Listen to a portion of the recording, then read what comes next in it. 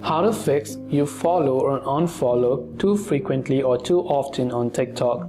Now maybe you have a certain friend, you've been trying to follow that person, but then TikTok gives you a pop-up that says you follow or unfollow too often on TikTok.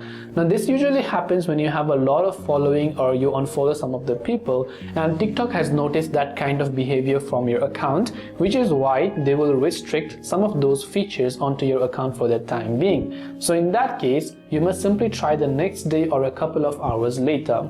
Now sometimes what you can also do is, this is a restriction which is automatically placed, so it will get automatically lifted, but you can try to fix it manually by tapping on the three lines option from the top right, going to settings and privacy, scrolling down to the bottom and tapping on the logout button. Once you tap the logout button, after that you'll also be able to log out successfully and log in back again. If it's still not solving the problem, you have to simply report the problem to TikTok. So tap on report a problem, and over here you can simply select chat with us button. Simply talk to the TikTok customer support based on your account that there is some kind of restrictions in your account, and from there you will be able to go ahead and then follow the on-screen instructions to remove it.